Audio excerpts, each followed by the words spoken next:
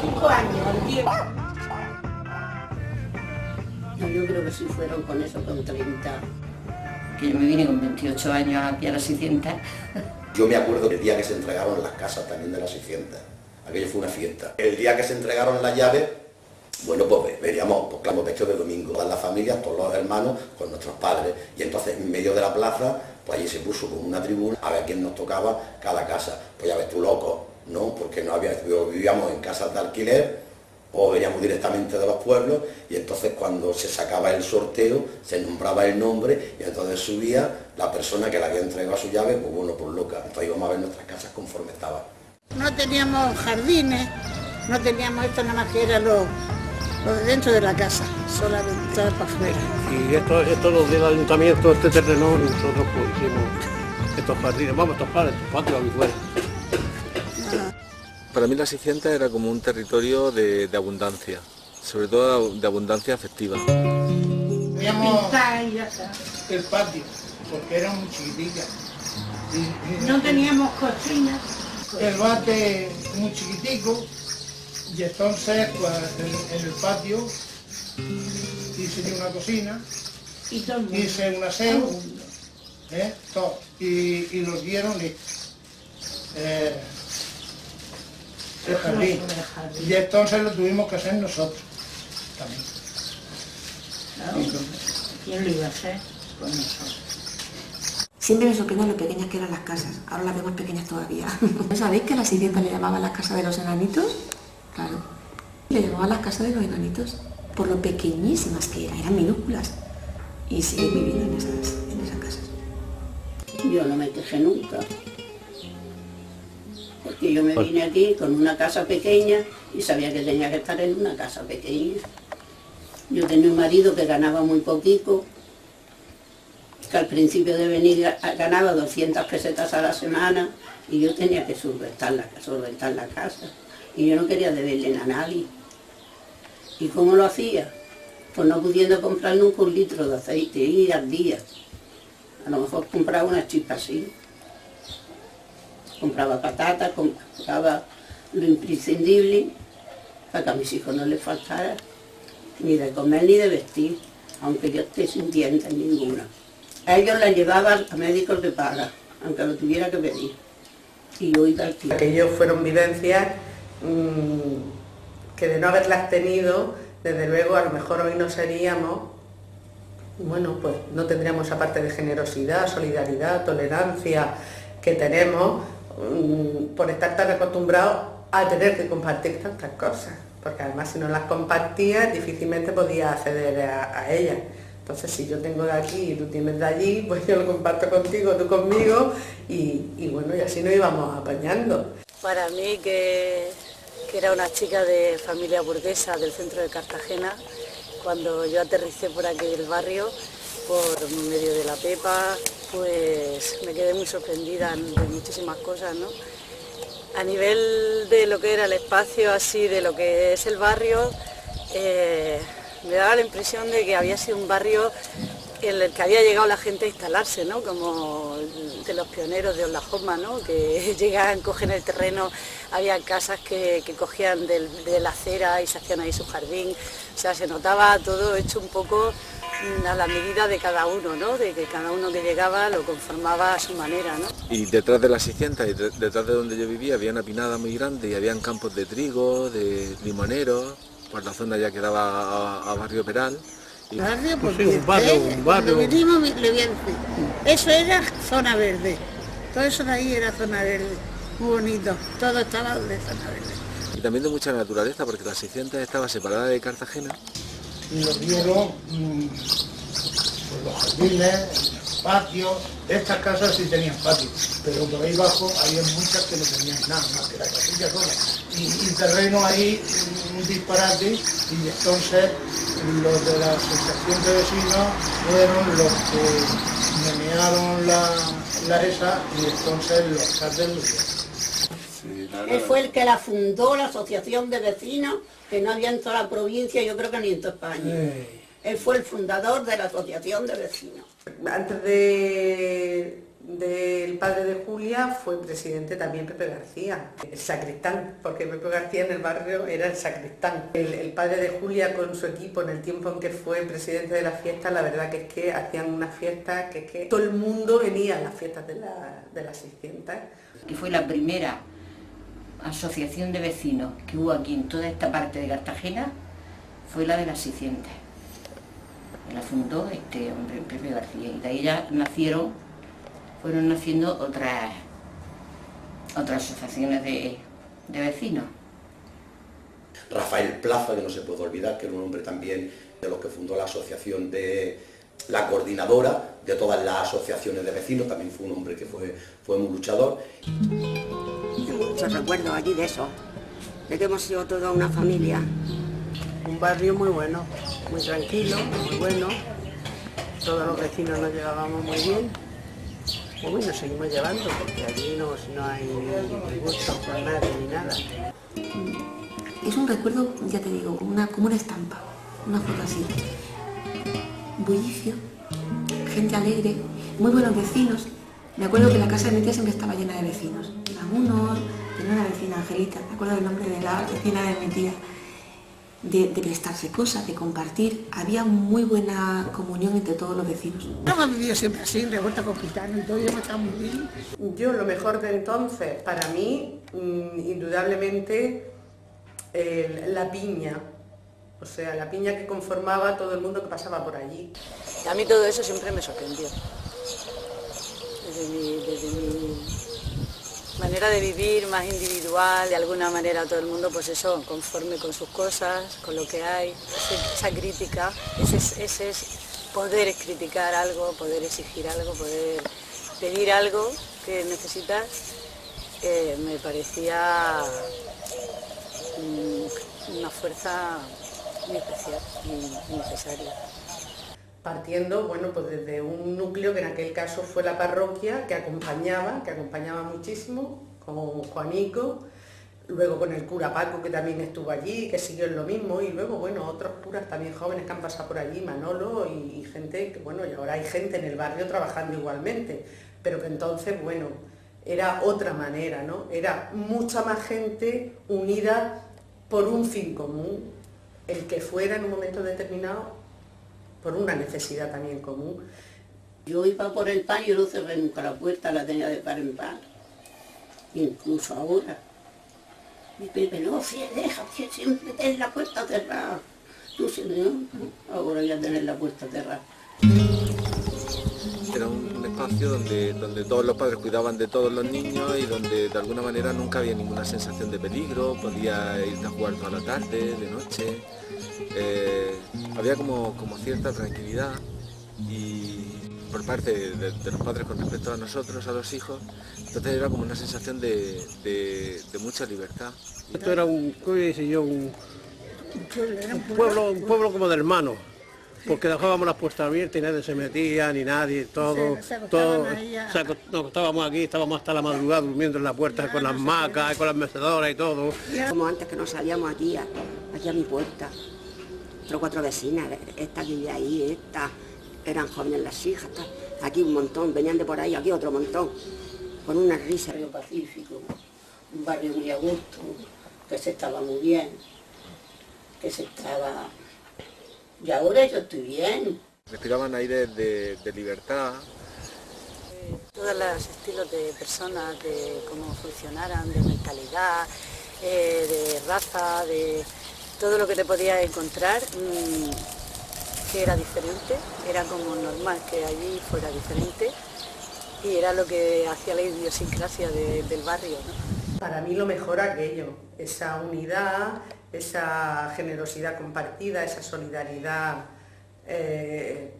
tan clara, tan asimilada y vivía, eso sin duda alguna, los valores transmitidos. Diferente. Toma. Muy diferente. Toma. Ya tomarle el pan. Dame una. Persona igual que esto. Moreno, otro blanco. Yo lo que veo ahora es que hay muchas personas que se han ido de aquí del barrio, que no tenían, que no sé por qué, todo porque se han venido a vivir en Marroquí.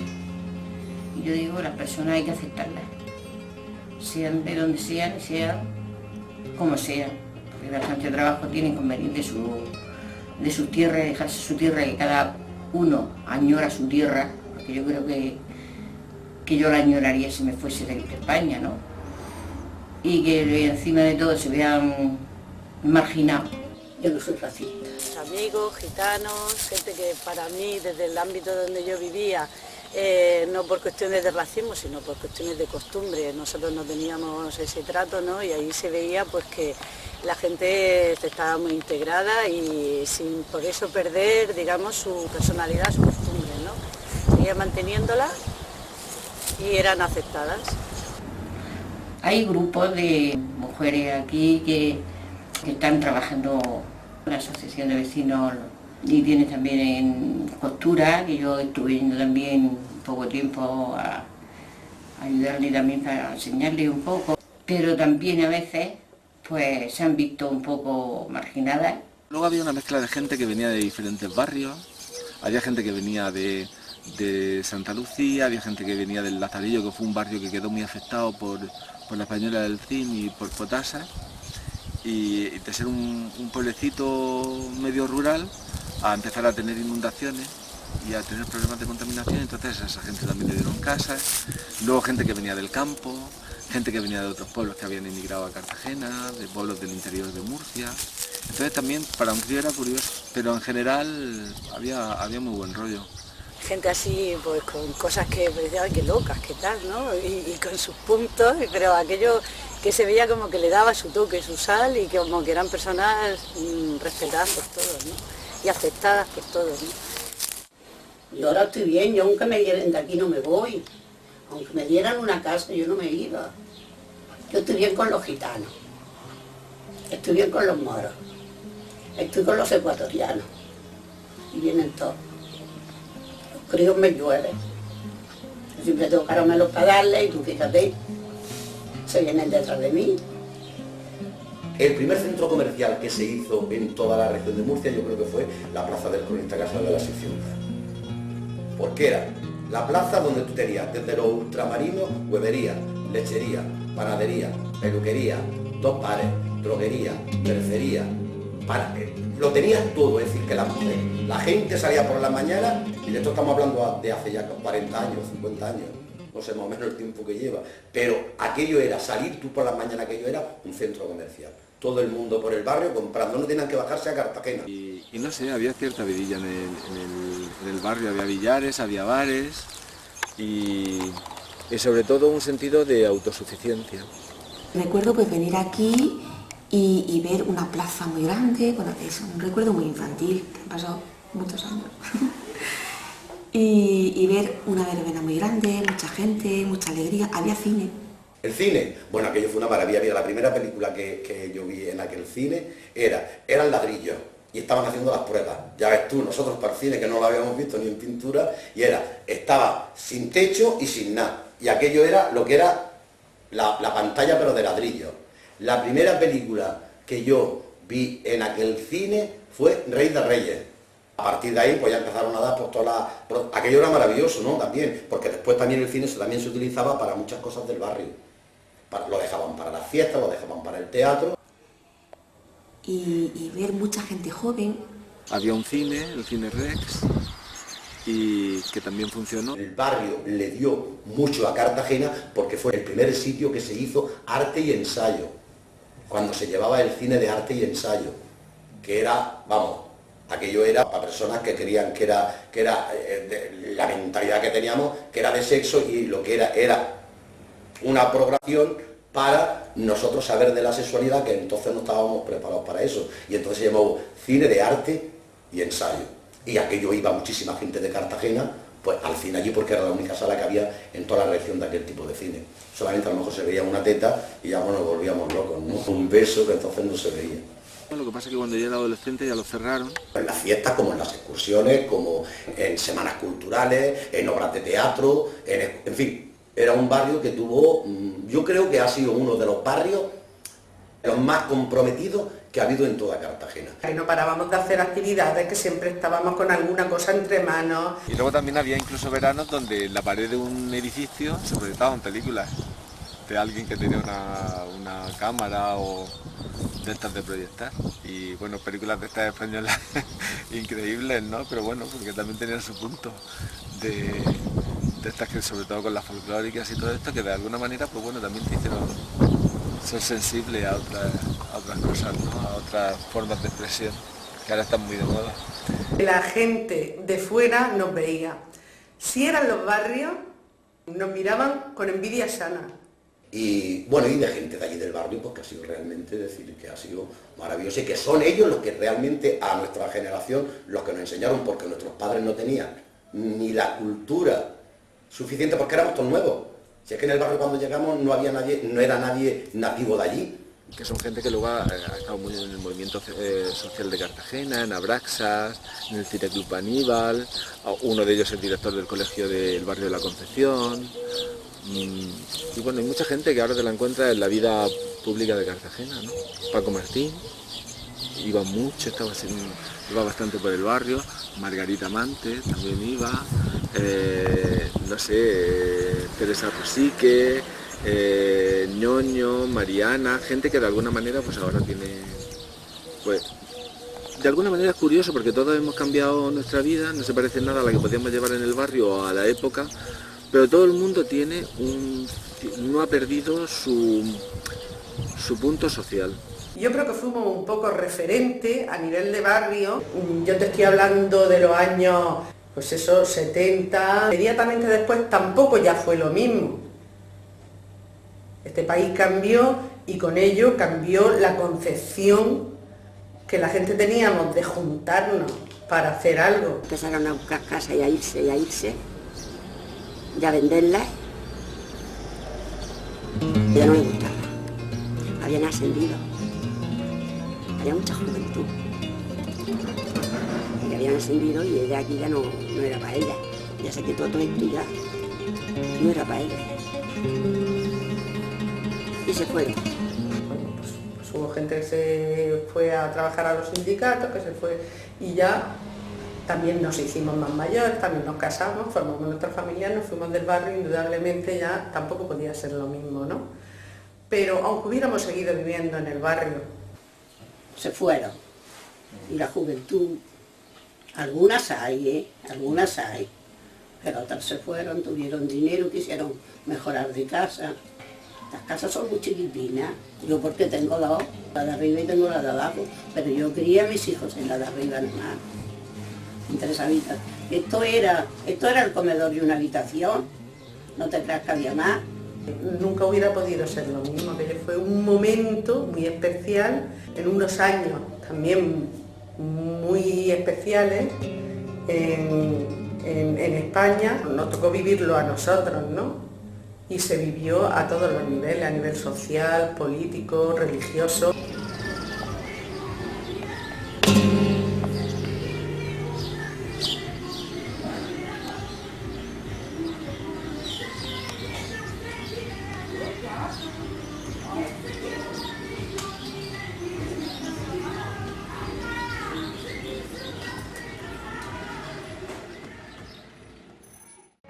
Gloria a Dios, en las alturas recogieron las basuras de mi calle, ayer a oscuras y hoy sembrada de bombillas. Y colgaron de un cordel de esquina a esquina un cartel y banderas de papel verde. Y luego la fiesta que siempre es como es tan importante en un barrio, en una familia, allí donde se encuentran todos y todos participan. Se veían eso para los mayores, para los críos, para la gente joven y había como de todo, ¿no? Era una fiesta divertida porque todo el mundo las disfrutaba y las participaba. Y las primeras fiestas que se hicieron en Cartagena fueron por él. Se trajo los arcos de Albudeite, los que ponían de arco, aquí no había arco ninguno, y desde entonces se pusieron. Aquí los puso primero. Él los pidió en Albudeite y en Albudeite se los dieron. Y entonces en la fiesta le dijeron que si querían que se los trajera, se los llevaron al Castillo de los Patos. que fue donde se organizaban las fiestas, donde está ahora el teatro, una explanada que había, y allí se organizaba. Y de aquí salió la reina primera de las fiestas de Cartagena, que era la Maruja. Todos los años teníamos la fiesta. La Buenos fiesta días. del pueblo. Y estaba muy bien porque fiesta del habían pueblo. damas del no, habían reinas de la fiesta, en fin, se hacía Hacían como bailes, en hacían bailes, en hacían todos los todo. pueblos. Como todos los pueblos. Sí. Y había verbena todas las noches y había tómbola también con muñequitas y cosas. Pues porque hemos tenido mucha diversión, hemos tenido verbenas muy hermosas, hemos tenido bailes.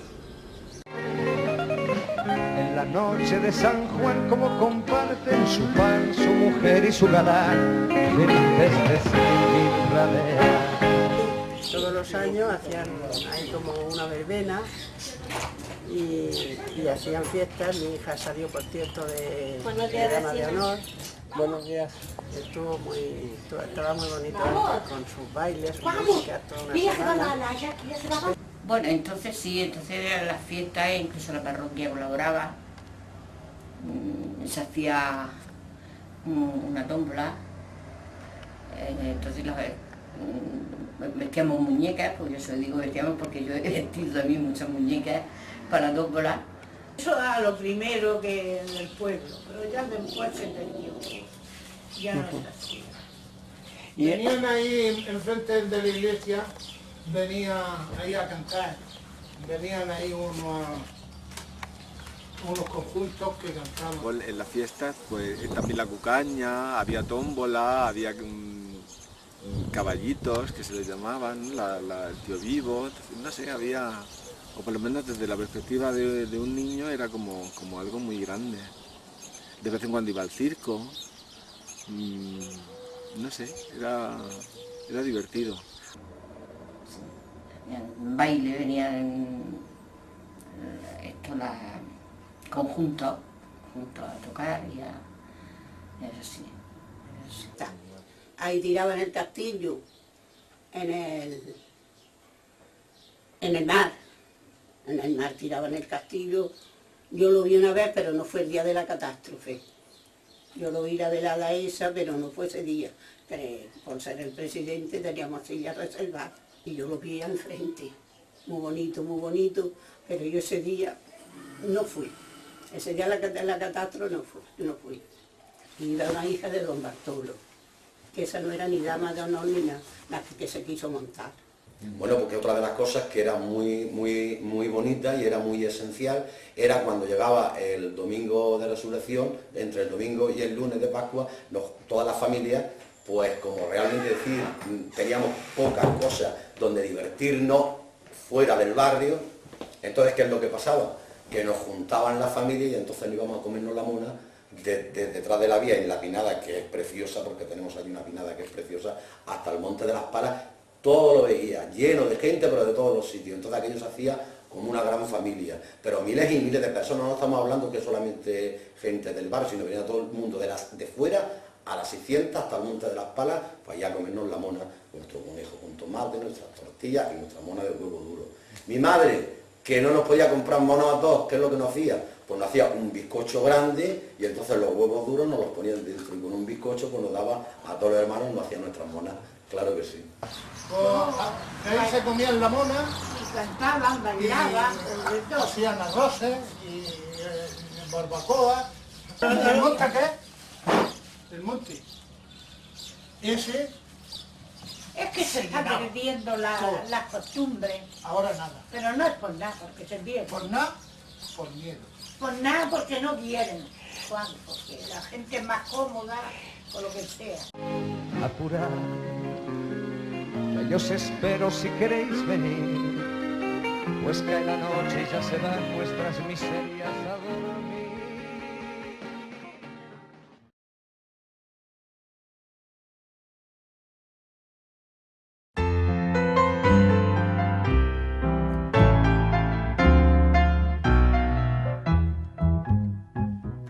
No te puedo comprender. El plato fuerte era el niño el Profito. Ese era el plato fuerte. Niña del precinto, sí. Ah, sí, niña del precinto. Yo me acuerdo. Ya se murió. Del niño precinto. Sí, era uno que vivía aquí ya porque hace tiempo. Una persona muy querida. Sí, el niño del precinto, sí. Que había un hombre aquí que le decíamos el niño del precinto. Después luego tenía esta cosa cómica de que cuando llegaban las fiestas él tenía que torear.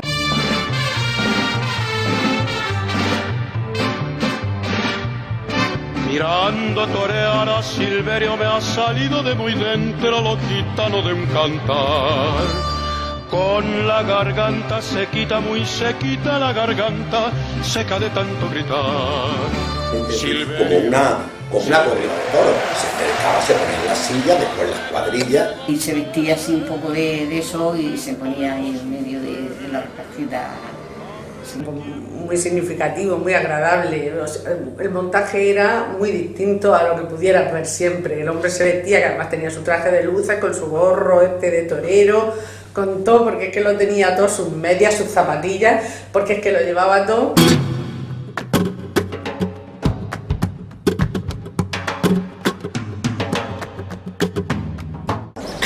El niño del precinto que es el que toreaba un becerrico pequeño aquí, un becerrico pequeño. No salía, toro no. Uno hacía de toro y el otro, y el niño del precinto pues hacía de torero. Sí. No es que salía ningún toro, no.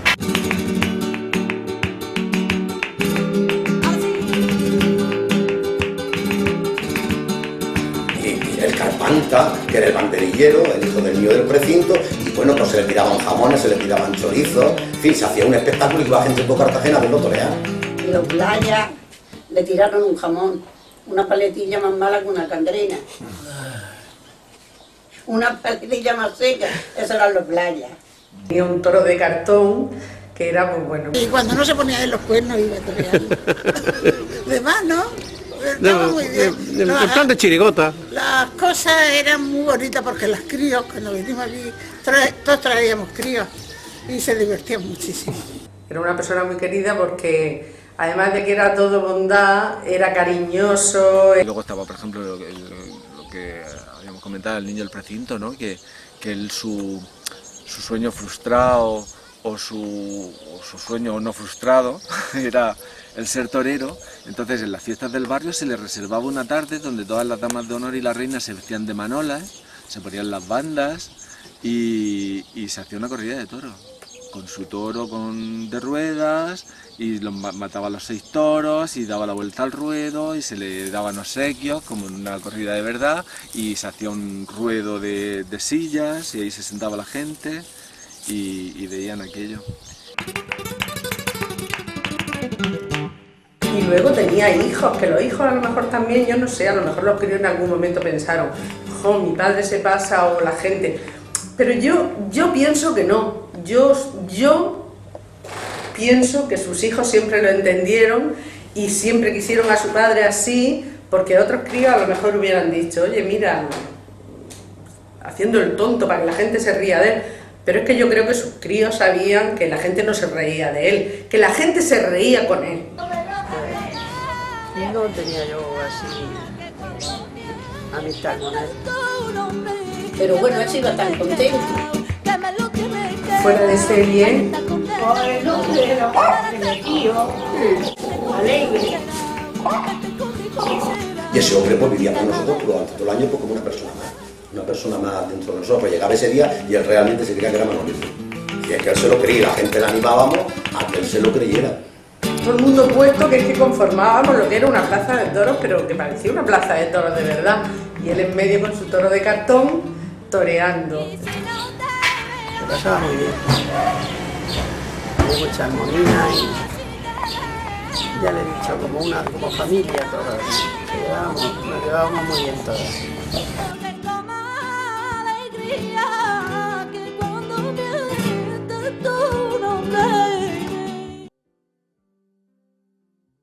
Todo pasa y todo queda, pero lo nuestro es un ambiente en el que ellos vivían conformistas con todo lo que tenían, ¿no? De alguna manera. Tú veías ahí que la gente exigía sus derechos por las cosas. No se entendía que alguien que tenía menos que tú o pudiera no exigir ni siquiera, sino pedir. Yo creo que fue el movimiento más grande en cuestión de la preparación para lo que iba a venir referente a todo el cambio político. Fue realmente la 600 donde se fraguó prácticamente todo, con la OA y con la JO. De allí nacía o por allí pasaba todo el movimiento social, obrero, sindical, político de Cartagena de la época. Nos juntaba un puñado de gente y esa gente era la que nos decían cómo estaba la situación, porque claro, nosotros, la cultura que nosotros teníamos, veníamos de pueblos, pues no era muy fuerte, y a raíz de los curas que teníamos, de Pedro Cano, de Juan Bermúdez, de Isidoro, que todavía vive ahí en la 600. Tenían una fuerza, ¿no? de querer conseguir, era como un respeto hacia ellos mismos, ¿no? Mariano, el de la librería Espartaco, pues era un grupo de gente, es decir, que son ellos los que a nosotros pues nos iban enseñando y diciéndonos cómo estaba la situación, y eso fue lo que nos hizo comprometernos a la gente aquella. Fueron a pasar consulta los primeros abogados laboralistas de Cartagena a una casica que se alquiló allí al bajar las escalinatas de la Replaceta. Entonces en aquella época era muy difícil que la gente pudiera también, bueno, pues acceder ante un despido, ante algo, pues allí fueron a pasar también consultas los primeros abogados laboralistas de Cartagena. Hay una exigencia que al margen de cuestiones políticas. A las reuniones clandestinas. Allí iba gente que prácticamente era desde el llano hasta cantera, incluso de gente del Portú, venían allí a las reuniones que se hacían, porque las reuniones todas las teníamos que hacer, pues había muchas reuniones que eran clandestinas y se hacían dentro, incluso con la autorización de los curas dentro de la iglesia. Reuniones clandestinas hasta las hacían en las monjas de la Rambla, y las eran como eran dos curas, los dejaban que las hicieran. Son sacerdotes, por ejemplo, porque bueno, ahora se puede decir todo y se puede decir, porque los primeros sacerdotes que hubo, como su vocación era eso, más bien a la clase obrera, pues llegaron a estar en la cárcel. Eso no lo avisó nadie. Pues yo no sé si será bueno que yo lo haya dicho, pero vamos. Llegaron a estar en la cárcel por nada, por un simple evangelio, que ellos interpretaban el evangelio pues como Cristo lo interpretaría. Porque Jesús de Nazaret no vino a estar con los ricos, vino a redimir a los ricos, pero no a estar a favor de ellos y los pobres marginarlos.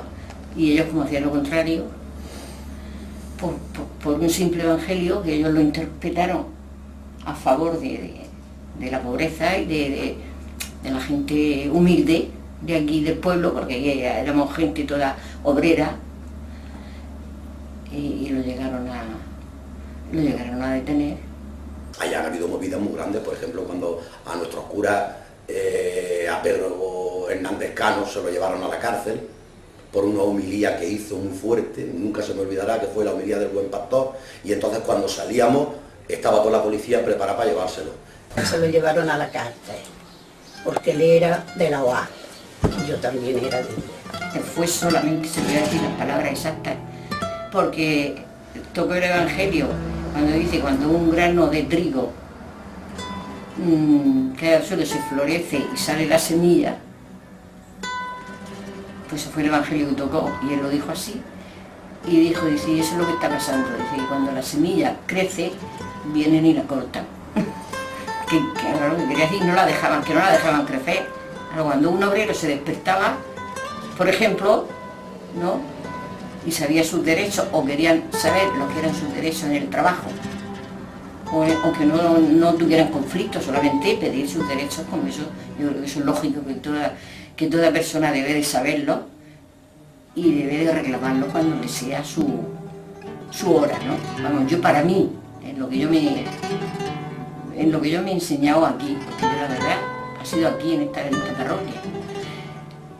Pues, por decir eso solamente, ahí los domingos la misa venía el policía secreta con su micrófono de esos en la pública a oír lo que el cura decía. Todo eso ahora no se lo han dicho nadie, han dicho otras cosas más bonitas o más eso, pero eso también ha pasado aquí. Lo dejaron y al día siguiente fueron a por él, cuando la gente del pueblo no está movilizada. ¿Qué fue lo que ocurrió? Que al llevárselo, el pueblo entero al día siguiente se llenó todo de crespones negros. ¿Qué pasó? La mayoría de gente tuvo que pasar por comisaría. Entonces las madres con los críos nos llevaron a la puerta de San Antón. Tú fíjate, en aquel tiempo, viviendo Franco, lo que aquellas movilizaciones se hacían. En la cárcel han estado Pedro Hernández Cano, estuvo también Juan Bermúdez, que ha sido un cura maravilloso ese, que hizo una integración maravillosa con la gente joven, ¿no? Lo encerraron en los franciscanos, incomunicados. ¿Y sabes lo que hacíamos la gente? También todos los domingos íbamos a ver a nuestro cura. Y ya digo, una manifestación que fuimos a la puerta de la cárcel, en aquel tiempo sin miedo de ninguna clase, y fuimos a la puerta de la cárcel a manifestarnos. Claro, lo soltaron enseguida, pero estuvo en los franciscanos como desterrados de la parroquia, todavía en los franciscanos estuvo. Pero todo el mundo estaba comprometido, era un barrio muy humilde, muy trabajador, pero al mismo tiempo con un espíritu de muchas fiestas, y participaba todo el mundo en las fiestas. Y criterio, algo que aprecio y de lo que está tan escaso, ¿no? La gente que tiene un criterio y se juntaban solidariamente pues para conseguir las cosas que creían que eran necesarias y justas para ellos, ¿no? Sí, allí era una unión, allí era una voz, de decir, vamos a defender lo que es nuestro, y era el pueblo entero salía a la calle, aunque después tuvieran que pasar por comisaría y después se le pusieran multa y después pues tuviesen en los ojos de los políticos, ¿no? Pero que en nuestro barrio, por eso se le llamaba en aquel tiempo la zona roja, porque realmente fue la zona donde empezó todo, yo creo que fue donde empezó todo el movimiento de la lucha antifranquista y la Iglesia, lo que te decía antes, que estaba muy comprometida. Pedir que se atendiera, como con el consultorio médico, todas las firmas que tuvimos que ir cogiendo también porque queríamos echar al médico. Quiero decir, eran cosas que entonces no se entendían, que ahora son protestas normales, que se convierten en una protesta normal, que tú vas a la inspección médica y te quejas de tu médico. Entonces no podía ser, o lo hacía a nivel de movimiento grande de personas, o a ti, es que no te dejaban ni siquiera que entrara al despacho del inspector médico, cuando ahora es un derecho adquirido, ¿no? Movilizaciones muy grandes que hubo fue cuando el proceso de Burgos, cuando eran las sentencias de muerte, porque claro, entonces ETA no era lo que era ahora. Entonces, era un movimiento el cual luchaba por unas libertades, una serie de cosas. Lo que pasa es que lo que se han convertido de allí hasta aquí, eso ya es cuestión de... Pero aquello no, aquello era, ETA luchaba y ETA trabajaba por una independencia del País Vasco, pero sobre todo por unas libertades, que entonces no la había. No había una democracia. Entonces, aquello cuando se hizo el proceso de Burgos, cuando se firmaron las sentencias de muerte, el pueblo entero se tiró a la calle. Y nosotros las manifestaciones pro amnistía y una serie de cosas, pues claro, nosotros siempre, en vísperas del 1 de mayo, la asistente era acordonada por la policía. Vísperas del 1 de mayo, la asistente era todo un cordón policial. Pero claro, la gente joven nos sacábamos, claro que salíamos, ya nos buscábamos nuestros sitios para salir a tirar la publicidad y tirar las cosas de lo que significaba realmente el 1 de mayo, no lo que nos querían hacer entender. Gente de mi edad, ajena a problemas sociales, era como un bebé al lado de esas personas en ese sentido, ¿no? Porque se notaba que sabían cómo estaban y qué necesitaban, ¿no? Y lo pedían. Bueno, y con Isidoro, Isidoro de hecho vivía allí, cuando Juan no estaba, quien atendía la parroquia era Isidoro. Mariano, luego abrimos la librería Espartaco, es que fueron muchas cosas, ¿no? Esa formación que han llevado en la parroquia, pues han podido también colaborar y están colaborando en partidos políticos. Con Mercedes, bueno, son muchos recuerdos de tantísima gente, allí en la 600, Baraza, Carrasco, su mujer, que bueno, que ahora Tero Rosí, que también está diputada. Muñoz después también fue en la primera legislatura diputado por el Partido Socialista, aunque fue listo y lo dejó enseguida. Es que por allí pasó todo, ¿no? Con la menopausia esa. Eres una vez.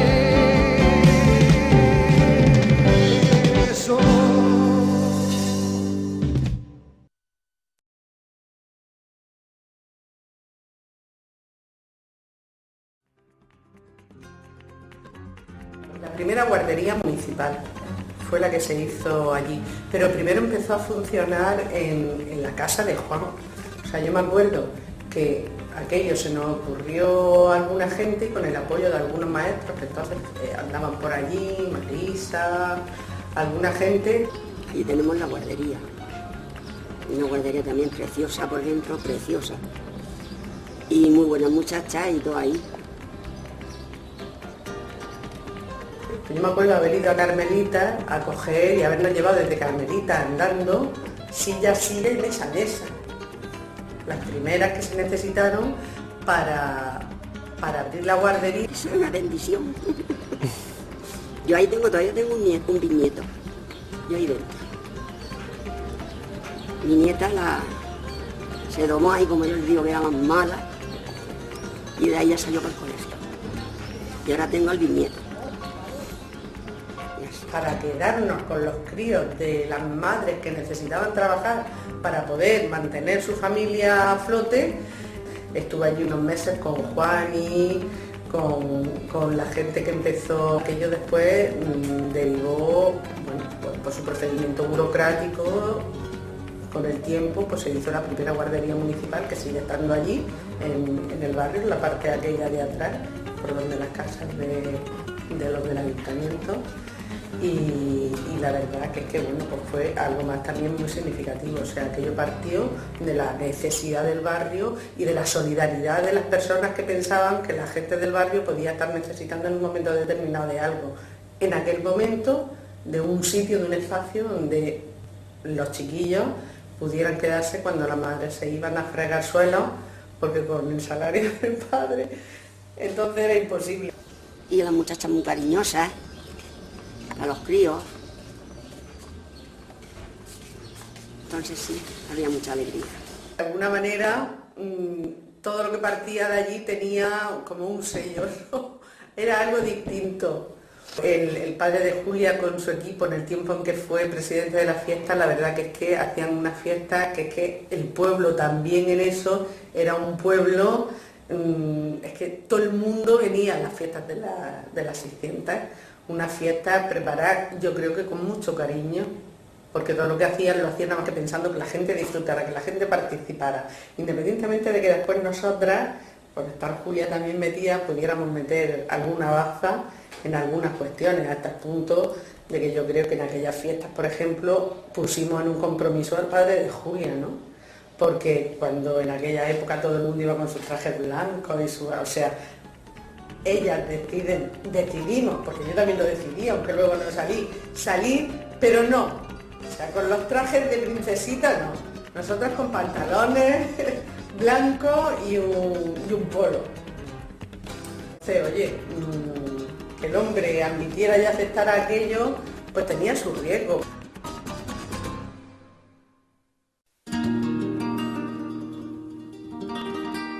Yo creo que lo que yo soy es indudablemente producto de lo que viví y producto de los valores que me transmitieron especialmente alguna gente. En mi caso, desde luego, Juan López Bermúdez. O sea, para mí él fue mi guía, mi descubridor hacia un mundo totalmente distinto al que además yo vivía. Yo iba a un colegio privado, a San Miguel, y mi vida hubiera seguido por otros derroteros muy distintos de no haber sido porque yo me acerqué a la parroquia y ya me enredé con el barrio, me enredé con el grupo, con Julia, con tu hermana, y ya estamos hablando de que yo ya tenía 13 años y ya estábamos inmersas totalmente en esa historia que era vivir el barrio, pero vivirlo desde dentro. Don Juan y don Pedro, también dos hombres excelentes, buenísimos, con mucha educación. Y luego es una parroquia que ha colaborado siempre mucho en favor de la gente, es decir, más pobre, pues ha colaborado mucho en aquellos tiempos y, en fin, y ha habido personas que sí han trabajado bastante por el pueblo. Cura a los pobres, muy bueno, no mire, queda nada, yo caí nada. mal, con una úlcera en el estómago. Y don Pedro vino aquí a mi casa a ver lo que le hacía falta a ella. Mira cómo era. Y Isidoro, el cura, ha sido una excelente persona y lo sigue. Y ahí bajo.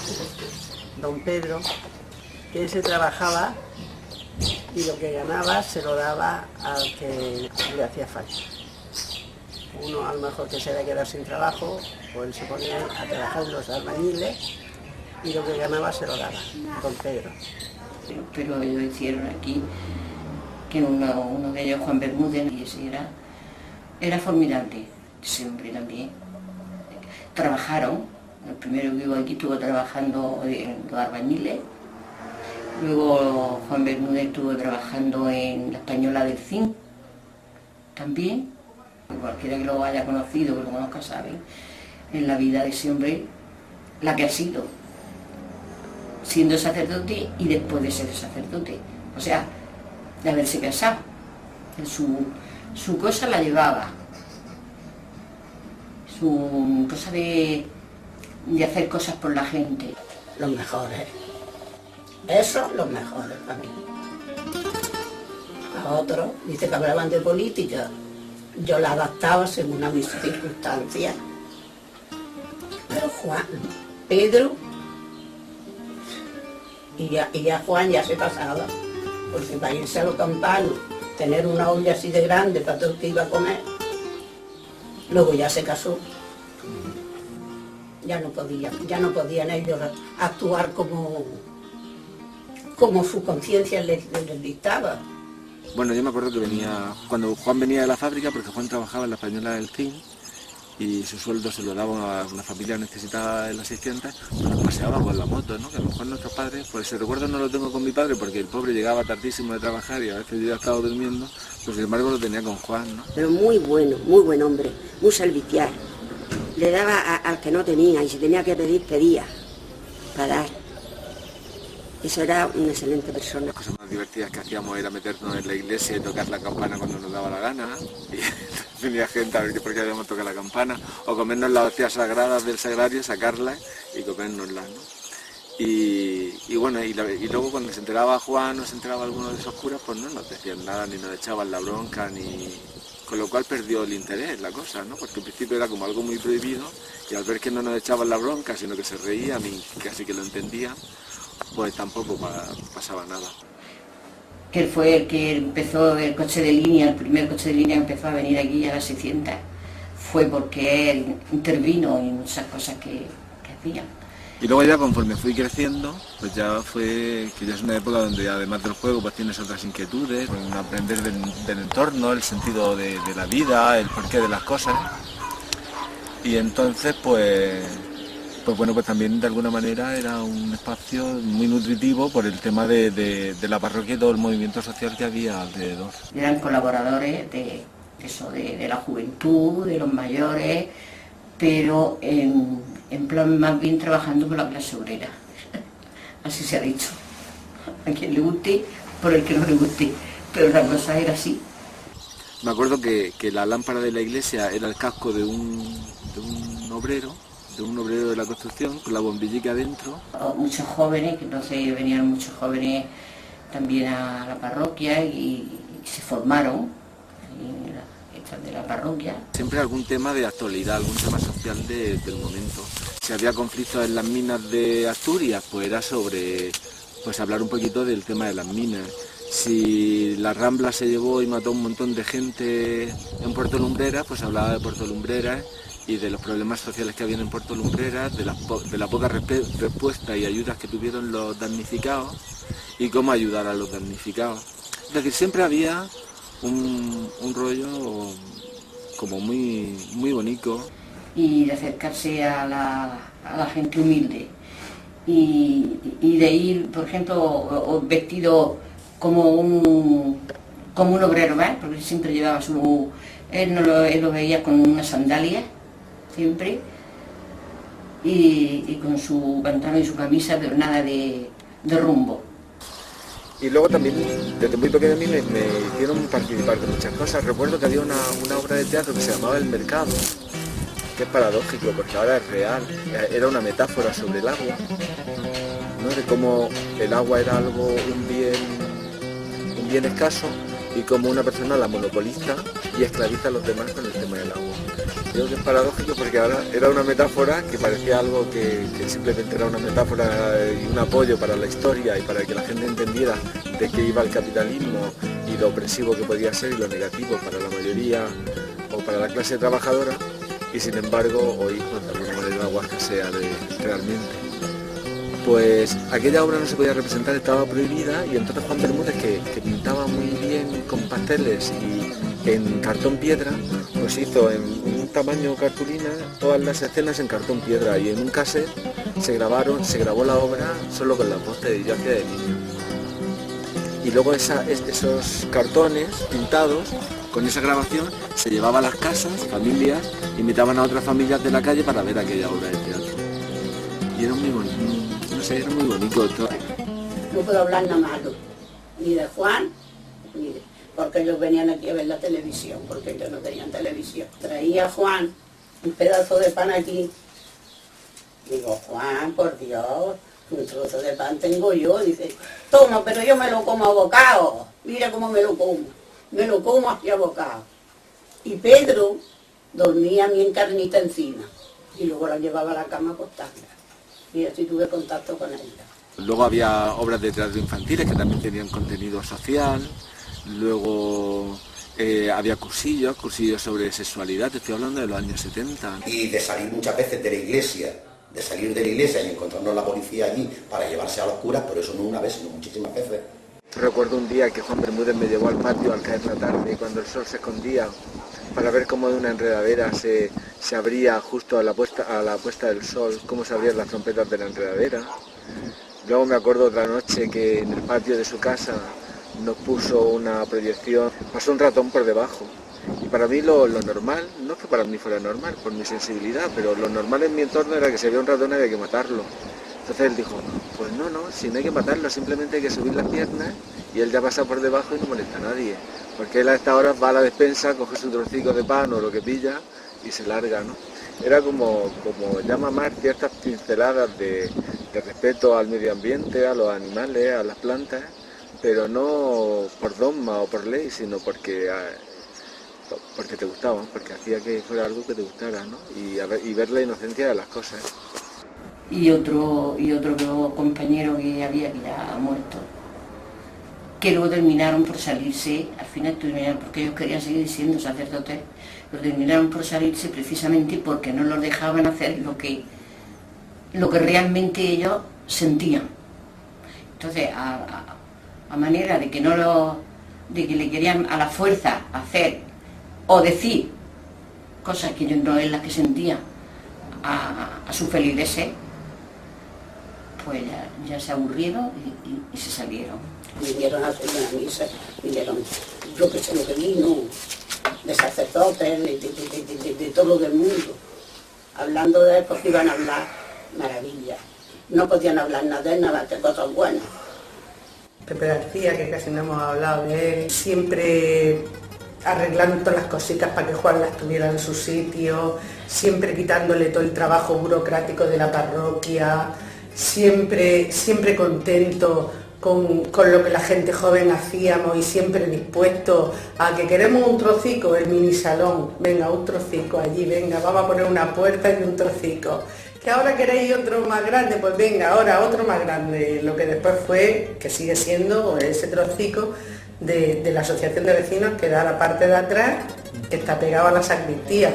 que por cierto cuando él murió lo pusieron allí, por ahí pasó todo el pueblo, porque es que a Pepe García lo quería todo el mundo. Una persona entrañable, ecuánime, mucha gente que ha pasado, que ahora necesitaríamos toda una vida.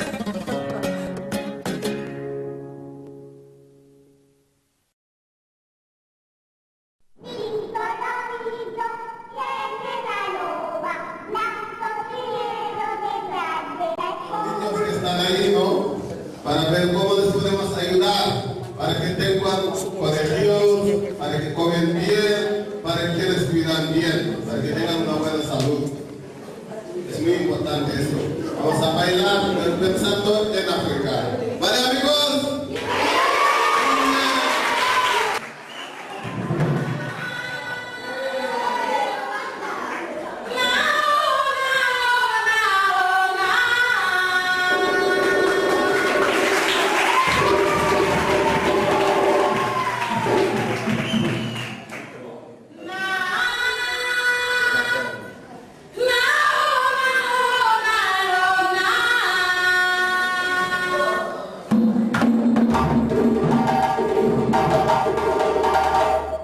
Las comunidades de aprendizaje, el objetivo es transformar la escuela y transformar el entorno. Y participar de una cultura escolar en la que participan todos los sectores de la comunidad, pero realmente implicados. Yo ahí, mis hijos han estado ahí, todos. Nada, nos bajábamos a por ellos que eran más pequeños y nos juntábamos de madre una infinidad.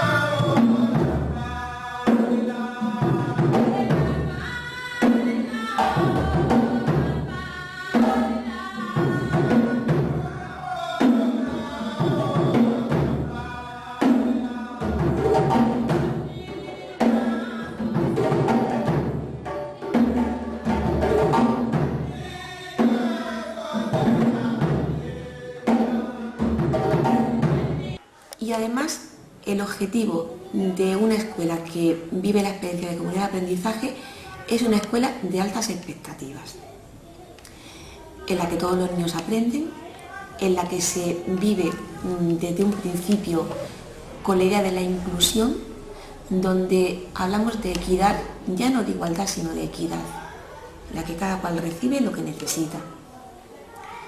Por ejemplo, un niño que tiene una necesidad educativa por un problema físico o psíquico no sale del aula para recibir un apoyo. Recibe el apoyo dentro y además está participando todo el tiempo con sus compañeros desde que entra hasta que sale, en todos los aspectos de su vida educativa. El colegio va muy bien. Pero las comunidades de aprendizaje van mucho más allá. Hasta ahora estábamos acostumbrados a que la escuela funciona con los maestros y cuando llamas a un padre para colaborar, el padre es prácticamente un simple espectador. Pero no hay una transmisión y una identificación de padres con la escuela real. Os cuento el proceso de comunidades que empieza en el mes de septiembre con una fase de sensibilización. Primero vienen personas que ya están trabajando en comunidades de aprendizaje de otras comunidades, como por ejemplo Cataluña. Y unas personas como Ramón Flecha, que es un gran pedagogo y que es una de las personas que llevan a cabo esta experiencia. Durante una semana nos formamos todos los maestros y otras personas que voluntariamente, padres, madres o algún voluntario que ha querido asistir a esta fase de sensibilización. Acordamos en claustro que vamos a participar de la experiencia y la siguiente fase es la fase del sueño. Empezamos a convocar a todas las familias, todas, cuál es el sueño para una escuela mejor. Y procuramos que en cada reunión salieran como mínimo 10 sueños, salieron muchos más. Al mismo tiempo los maestros hemos soñado cómo tiene que ser nuestra escuela ideal, la mejor escuela del mundo, hecha a su medida, porque las familias así lo han considerado también. Se han ido haciendo asambleas y se hizo una primera Bueno, la primera asamblea fue la decisión de toda la comunidad que acudieron por primera vez, histórico, casi 130 personas.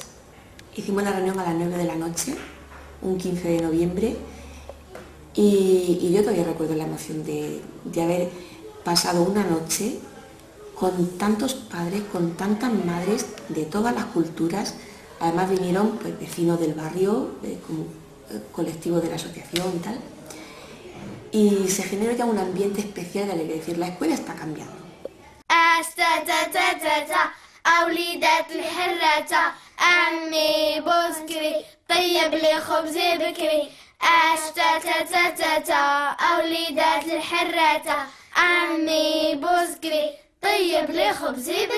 De hace una época a esta parte, en muy poco tiempo, se ve otra vez alegría en las 600. Porque los críos ya se van viendo un movimiento de críos de 4, 5, 6, 12, 14 años que en el barrio pues ya le están dando alegría, jugando a la pelota, corriendo y en fin, que parece que el barrio otra vez está resurgiendo gracias a que tenemos vida nueva en las 600. La escuela se abre al barrio porque de eso se trata. Bien, la siguiente fase fue la fase del sueño, soñamos todos y entonces se hizo una segunda asamblea, si no recuerdo mal, el 28 de febrero. Y entonces en esa asamblea leímos todos los sueños y ahora estamos en la fase de prioridades. Ahora se ha creado una comisión general donde estamos representados todos los sectores, voluntarios, alumnos, familias y maestros. Y en esta comisión lo que estamos haciendo es tener en cuenta todo lo que hemos soñado, hemos cogido el proyecto educativo y ver si lo que tenemos escrito en nuestro proyecto educativo está primero actualizado, pero que ya no lo vamos a ver solamente los maestros, lo están leyendo las madres y los padres con su opinión y comparándolo, cotejándolo con los sueños que tenemos. Entonces, la realidad y el sueño, ahora tenemos que decidir por dónde empezamos a trabajar. A partir de ahí se van a crear una serie de comisiones mixtas. En mi grupo, por ejemplo, pues había 2 madres árabes, como maestra estaba yo, había una alumna de quinto y había 2 madres españolas. Entonces, lo rico es que cada cual ve la escuela de una forma y tiene unos objetivos. Que la gente que queda en el barrio prácticamente es gente ya mayor, o con los hijos pues ya somos también mayores, y gente que se case y que se quede allí, pues prácticamente no hay. Entonces, la gente esta que viene de fuera, pues es la que le está dando otra vez vida al barrio. Y ahí estamos, que la escuela se tiene que transformar en la medida que todos necesitamos que se transforme, donde todos contamos. Ahora la escuela la vamos a hacer con la participación real y efectiva de todos. Entonces pues ahí estamos esperando que vengan más voluntarios, con la participación directa de colectivos, estamos en el proceso todavía. Por eso lo que tienen que hacer ahora pues es seguir trabajando para que el barrio vuelva, o tenemos que seguir trabajando para que el barrio vuelva otra vez con gente nueva, pero que el barrio continúe.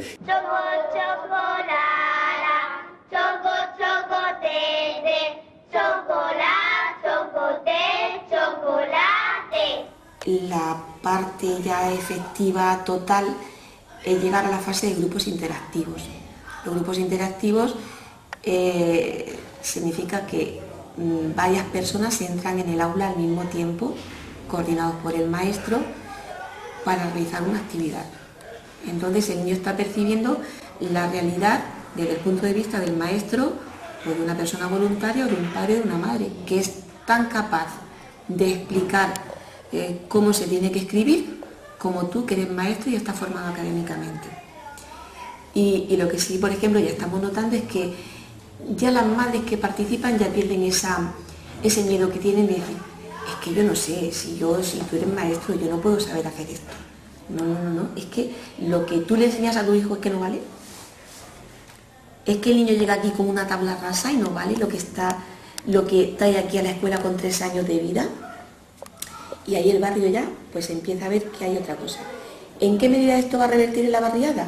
Pues en la medida en que seamos capaces de que los niños vivan una vida real, una escuela para la vida, una escuela para todos y para todas.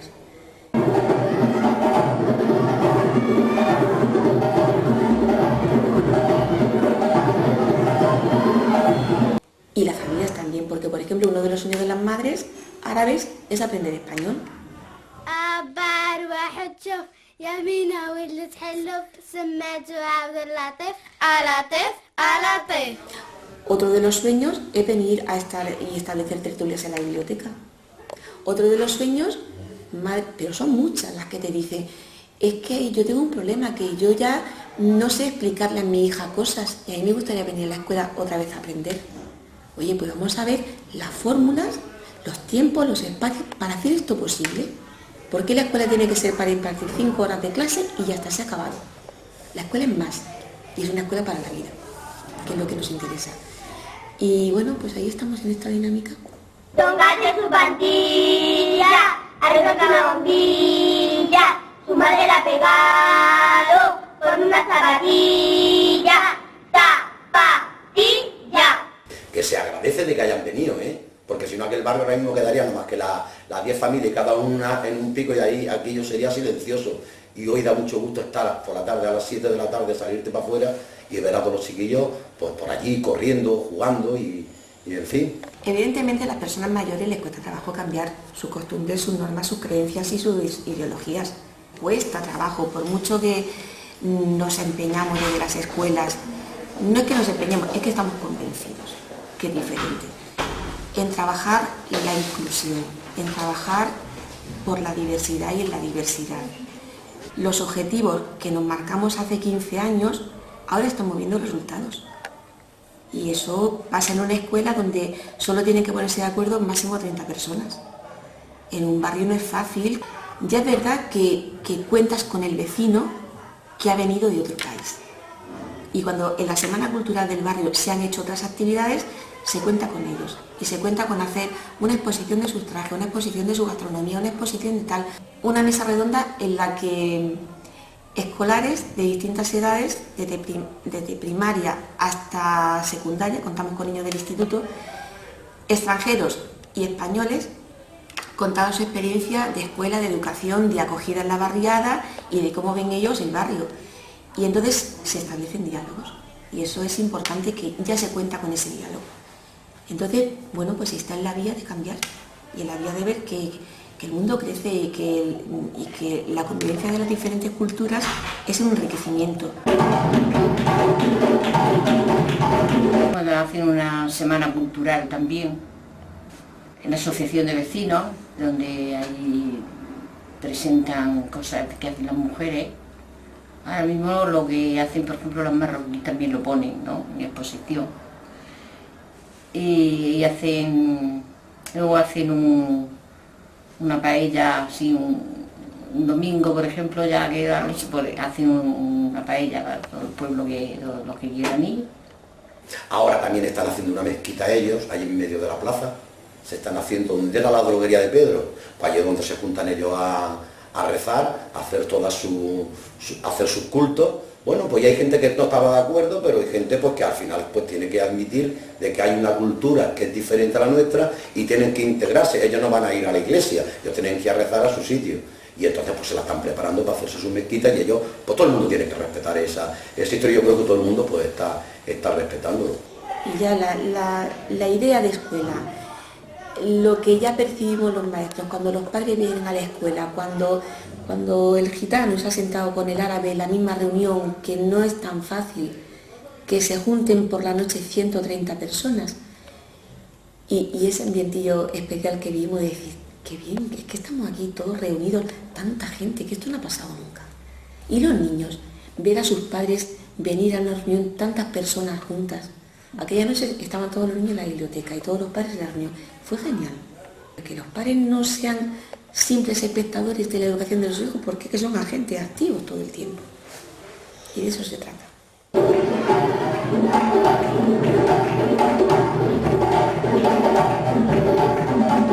Lo que menos es que lo arreglen todo. Yo voy a vivir poco, pero los que lleguen, que lo pasen bien, como antes los pasábamos nosotros.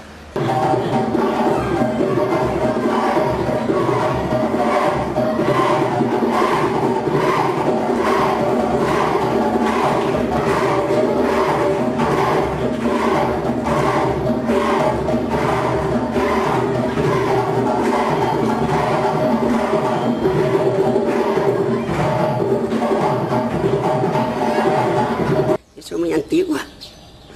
Y he pasado mucho, me ha pasado toda la guerra y todo el hambre, todo. Y tengo mucho miedo, nada más que pienso en decir, Señor, que no vuelvan a esto, porque entonces mis nietos, yo no es que tengo un hijo, mi hijo dejaría a sus hijos. Uy, que yo lo he visto todo eso y lo he pasado, corriendo, metiéndonos en refugio y en todo. Pasa mucho.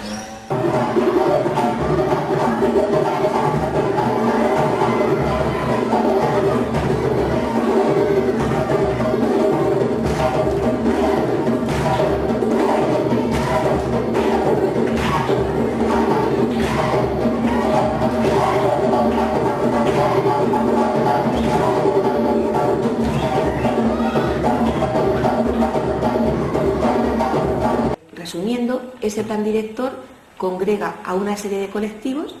En principio recuerdo que fueron 7.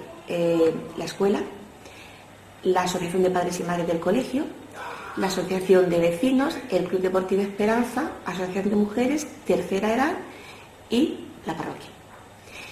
Y después han ido sumando muchos más, porque el barrio cambia, porque la población cambia y porque en esas reuniones vemos que faltan representantes de todos los colectivos del barrio. Entonces se suman los representantes del colectivo de inmigrantes, de discapacitados, de Asociación de Mujeres Magrebíes, de Servicios Sociales, de Instituto Politécnico, total que nos reunimos todos los meses, por lo menos 20 personas.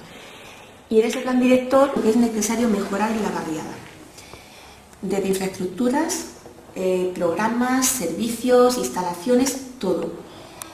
Y se hace una apelación a todas las concejalías que tienen que implicarse ahí. Ese plan director se presenta al ayuntamiento, se llaman a las puertas de todas las concejalías que tienen que implicarse en él, y eso se acepta en el ayuntamiento, y desde entonces pues nos pusimos todos a trabajar. Reuniones mensuales, desde luego el presidente y las personas que están allí trabajando pues no han parado en todo el tiempo, y la verdad es que el barrio está creciendo. Entonces vuelve a retomarse una unión muy buena con el colegio. La verdad es que la escuela siempre está muy relacionada con la asociación de vecinos. En principio participamos en la Semana Cultural del Barrio, que eso sí ha sido tradicional y que no se ha interrumpido nunca en el tiempo. Pero hay una relación más rica.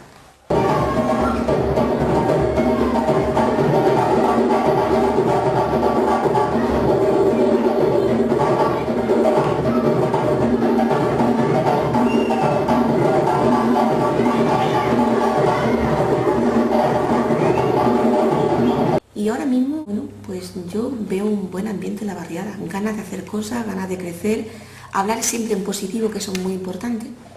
Hemos ido dejando la cultura de la queja. La cultura de la queja es muy importante que se abandone. Y eso se está consiguiendo.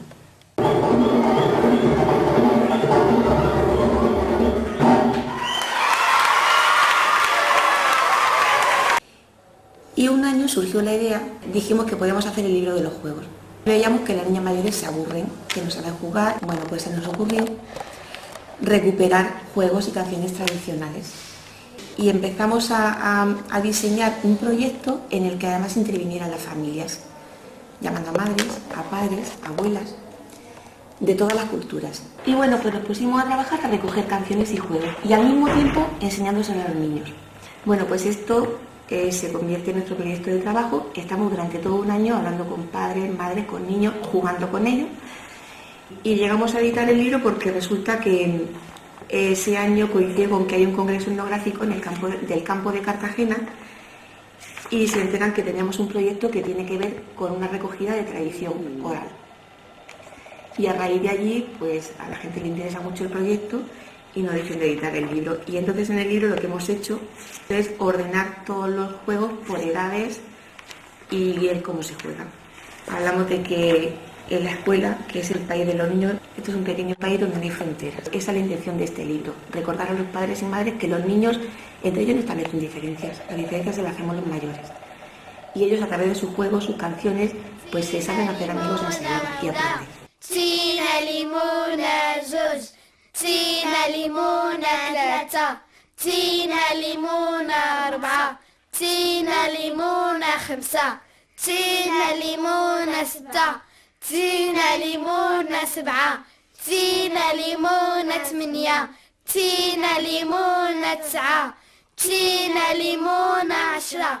Y luego, pues, como a todo el mundo le gustaba muchísimo, al final, para que no se nos olvidaran las canciones de siempre, están grabadas en ese CD, lo llevamos a un estudio y bueno, pues ahí grabaron sus voces y tal. Y fue un año muy, muy bonito. Desde entonces, pues mira, aquí lo veis, están jugando a las piedras, curiosidades, a las cosas que hemos jugado siempre, y a ellos les parecían extraordinarias. Hicimos una jornada de puertas abiertas y las madres se lo pasaban genial. Venían aquí, se ponían a jugar, pues sí, si yo jugaba esto cuando era pequeña, puedo jugar y tal. Y parece que recuperaron un poquito del pasado, que se ha olvidado, pero en fin, que aprendieron a pasárselo muy bien. Y entonces teníamos el patio pintado con 3 en rayas, con juegos de tabas, carreteras para jugar a las chapas, en fin, que hay una serie de cosas que ya sí que están acostumbrados a jugar a eso. Ya no lo ven como una novedad, porque están acostumbrados a jugar a ello. Y bueno, pues esa es la historia. Una recuperación que nos sirvió para unirnos todo un poquito más, para hacer un trabajo de comunidad, porque participaron familias, niños y maestros, y que nos pusimos todos a jugar. Lo pasamos muy bien.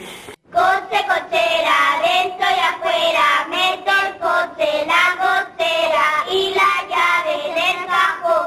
¡Pim, pum! La Asociación de Mujeres, pues desde hacer su revista, que tuvieron una revista, ahora ya hace tiempo que no la editan, pero de hacer su revista, sus reuniones, sus convocatorias, sus actividades, trabajan un mundo, desde siempre, una hora, desde siempre. Y es un barrio que se mueve, no ha dejado de hacer cosas. Los de la tercera edad, además que tiene mucha marcha. En carnavales de Cartagena, ellos siempre tienen su comparsa. Y además han sido premiados muchísimas veces. Entonces, tradicionalmente el carnaval aquí es muy importante. Y además del barrio, siempre ha salido en el carnaval de Cartagena. Y por eso lo trajimos aquí, o sea, para que eso tampoco se interrumpa, por varios motivos. Por hacerle ver a los niños que los mayores, las cosas tan importantes que pueden hacer, se lo enfocamos desde el punto de vista del trabajo cooperativo, que mirar si los mayores se reúnen a hacer una cosa interesante, pues se lo están bien, para que traspasaran el testigo de unas generaciones mayores a unas pequeñas, y esas cosas pues conviene seguir haciéndolas. Son gente muy, muy buena.